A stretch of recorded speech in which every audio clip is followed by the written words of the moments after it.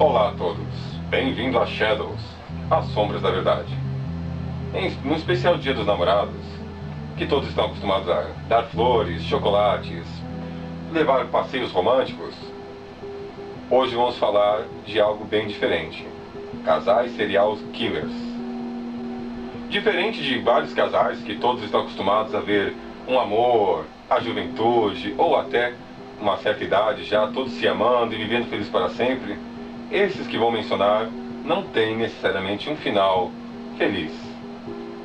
Vamos começar com Paul Bernardo e Carla Homolka. O número das suas vítimas são apenas 3 pessoas, até onde é constatado. Chamados de Ken e Barbie Murders, os canadenses passaram a cometer crimes de natureza sexual durante o casamento nos anos 90. Sendo que a primeira vítima do casal foi a irmã mais nova de Carla, a Tammy. Tammy foi sedada e abusada via vaginal e anal, sem nenhum tipo de piedade para esta criança. Toda a ação acontecia na casa da família. Enquanto os outros dormiam, eles filmavam e abusavam da criança. A menina acabou engasgando com o próprio vômito e acabou falecendo. Diante das circunstâncias, os familiares foram levados a crer que a morte por choque acidental. Insatisfeitos com o presente dado por Carla, mais 2 garotas foram capturadas pelo casal, abusadas e mortas. Uma garota de 14 anos e outra de 15. Paul foi sentenciado à prisão perpétua e Carla pegou 12 anos, alegando abuso do seu próprio marido. Há um filme sobre a história do casal chamado Carla, Paixão Assassina. Ian Duncan Brady e Mira Hindley. O número de suas vítimas são 5 ou até mais. Estes ingleses se conheceram no trabalho, em uma companhia química. Ambos acertaram-se de casar e eram fascinados pelos mesmos assuntos: nazismo, pornografia e sadismo. A maior parte da vida deles era molestar crianças. Os crimes eram documentados, gravados em áudios, fotos, vídeos, entre outros métodos da época. Havia sinal de abuso sexual e tortura nos corpos encontrados, em que pese tenha se ligado os dois a 5 assassinatos. Acredite-se que o número real de vítimas seja aproximadamente 11 crianças. Os 2 foram condenados à prisão perpétua. Foram chamados pelo público em geral como Moss Mothers. Eles atuaram com seus crimes entre 63 e 65. Mira, posteriormente, buscou a ajuda de Lord Longford em suas controversas convicções, não obtendo resultado.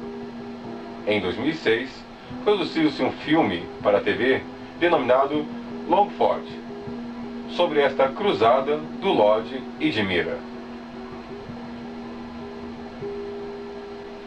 Ray Copeland e Faye Copeland.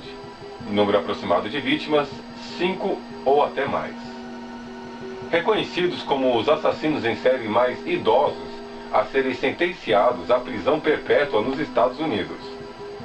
Os 2 assassinaram 5 funcionários temporários de sua fazenda. Contudo, acredita-se que eles possam ter matado pelo menos mais 7 pessoas. Eles mantinham registro dos funcionários, sendo que sobre alguns nomes havia um X marcado. Os crimes teriam ocorrido entre 86 e 89. Alvin Howard Neely e Judith Ann Neely. Número aproximado de vítimas: 8 pessoas ou mais. Quando se conheceram, estes 2 norte-americanos tinham uma boa diferença de idades. Ele tinha 27 e ela 16. Contudo, a semelhança nos ideais criminosos e violentos os tornaram almas gêmeas. De início, os 2 praticavam roubos e furtos, tendo cumprido pena por tais crimes. Em 1982, sequestraram sua primeira vítima, uma garota de 13 anos, a qual foi diversas vezes abusada antes de ser morta. As ações eram praticadas por ambos, sendo Judith que ceifava a vida de suas vítimas. Continuaram a sequência de seus crimes por 3 estados: Alabama, Tennessee e Geórgia. Foram acusados por 8 crimes, mas o número deve ter sido maior. Quando capturados, um tentou impor o cérebro dos atos ao outro. Alvin foi condenado a 2 prisões perpétuas, falecendo em 2005. Ela foi condenada à sentença de morte, mais tarde modificada para prisão perpétua. Gerard Armand Galego e Charlene Galego. Número aproximado de vítimas: 10 pessoas. Entre os anos de 78 e 81, estes dois capturaram 10 escravas sexuais, matando-as posteriormente. Dada a natureza do crime, foram denominados como Sex Slave Mothers, com a desculpa de que a única cura para a sua impotência seria manter relações sexuais com virgens. Gerald convenceu a sua esposa, Charlene, a participar e colaborar com esta busca. As vítimas foram mortas das mais variadas e cruéis formas: tiro, espancamento, estrangulados. Uma até chegou a ser engravidada e foi enterrada viva. Charlene foi solta após 16 anos de seu cumprimento da sua pena. Gerard foi condenado à sentença de morte, contudo, teve esta pena revogada para a prisão perpétua, já que teria sido considerado um incapaz. Charles Starkweather e Carol Ann Fogatti. Número aproximado de vítimas: 11 pessoas. Charles cometeu seu primeiro assassinato em dezembro de 57, quando sequestrou uma atendente do posto de gasolina e matou com um tiro de espingarda. Exatamente 7 semanas depois, o jovem, até então com 19 anos, estava na casa de sua namorada Carol, de 14 anos, quando teve uma grave discussão com a mãe da jovem. Instantes depois, acabou até matando a mãe da jovem. Em seguida, atirou no pai de Carol e sufocou a sua irmã de 2 anos. Carol apenas presenciou os fatos sem reagir, sem expressar nenhum tipo de sentimento sobre o assassinato de sua família. Charles escondeu os corpos enquanto a menina ficou assistindo TV. No local, permaneceu por alguns dias, apenas deixando um aviso na porta. No limite do tempo, ambos pegaram o carro da família e fugiram. Até o instante da captura, os dois mataram um total de 11 inocentes. Ele foi condenado à morte por cadeira elétrica e ela recebeu a prisão perpétua. Sobre a história de terem matado tantas pessoas, foi gerado um filme em 73, chamado Terra de Ninguém. Frederick Walter West e Rosemary Pauline West. Número aproximado de vítimas: 12 ou mais pessoas. Atuantes por cerca de 20 anos, entre 67 e 87, foram condenados por 12 assassinatos de adolescentes e mulheres, havendo boatos que o número poderia incluir mais 20 vítimas, ou até mesmo mais.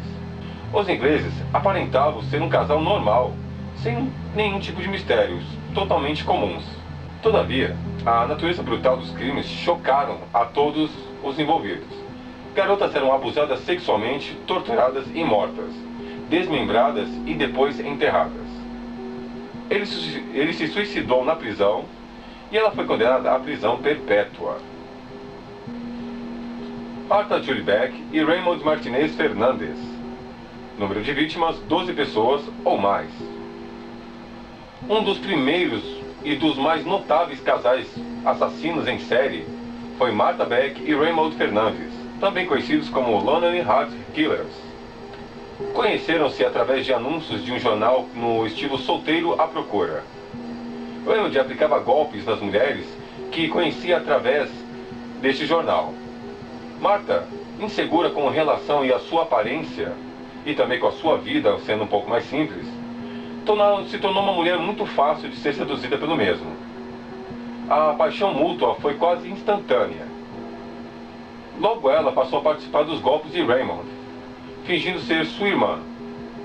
Contudo, sua natureza explosiva e ciumenta gerou em Martha uma fúria terrível e incontrolável. resultando-se nos assassinatos cometidos pelo casal. Condenados à cadeira elétrica por 12 crimes, acredita-se que o número real chega aproximadamente a 20 pessoas. Antes da execução, ambos professaram o amor existente um pelo outro. Retratando a história, foi produzido 2 filmes: The Honeymoon Killers, de 69, e Lonely Hearts, de 2006, além de um episódio no seriado Cold Case. Adolfo de Jesus Constanzo e Sara Villarreal Aldrete. Número de vítimas aproximado, 24 pessoas ou mais. Adolfo se tornou um dos narcotraficantes mais respeitados do México. Entretanto, sua fama de bruxo parecia precedê-lo. Conhecido como El Padrino, logo se envolveu com Sara, a qual transformou-se em seu braço direito. Ambos eram amantes e estavam envolvidos com a magia negra. Ávidos por poder, passaram a efetuar rituais e torturas inconcebíveis. Em 89, foram descobertos. Adolfo foi morto em um tiroteio com a polícia. Sara cumpre pena no México até os dias de hoje. Foram localizadas 24 vítimas. Todavia, a estimativa é aproximada de 60 mortes relacionadas aos narcosatânicos de Marta Moro.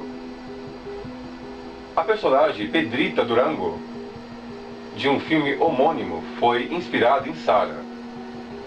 O diretor da película admitiu a inspiração e afirmou ter amenizado muito a violência dos crimes. Basicamente, ele disse que se ele relatasse ao pé da letra todo o acontecido, ninguém acreditaria. Lila Gladys Young e William Pate Young.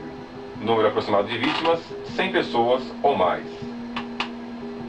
A situação aqui foi uma ganância do que qualquer outra coisa. O casal construiu um hospital para abrigar e auxiliar mães solteiras no início da década de 30. Por uma taxa, eles mantinham a privacidade da mãe e garantiam a adoção e o bem-estar da criança. Caso o bebê morresse, havia uma cobrança extra para o enterro. Se a mãe não tivesse condições de pagar, prestava serviços de graça ao casal. O que era prometido poucas vezes ocorria, já que as adoções eram ilegais. A maioria ocorrendo por casais norte-americanos que não conseguiam pelas vias legais daquele país iam até o Canadá. Se caso o bebê falecesse, nada de especial era providenciado, sendo enterrados, como se chamava na época, Butterbox, num terreno em que era apenas da família. O porquê deles serem considerados serial killers? Pois, além do parto ser efetuado sem nenhuma estrutura, higiene, asepsia em nada, por assim dizer, os bebês eram largados à mercê de um ambiente distante de regras, vigilância sanitária. Caso fossem mestiços, os portadores de deficiências físicas eram deliberadamente mortos de fome, com uma dieta de água e melaço. Um carpinteiro admitiu ter enterrado 100 a 125 bebês. Não foram condenados por homicídio, mas a maternidade foi fechada em 1940 e ambos faliram. Ele morreu de câncer em 62 e ela de leucemia em 67. O filme Uma Cova para Anjos retrata totalmente a história. E esse foi o especial Dia dos Namorados com Casal Serial Killers. Espero que todos tenham gostado. Vocês têm alguma ideia para os próximos temas? Coloquem nos comentários abaixo, nos acompanhem nas redes sociais e mandem suas ideias e sugestões para nós. Clique na engrenagem para poder receber todos os informativos do nosso canal.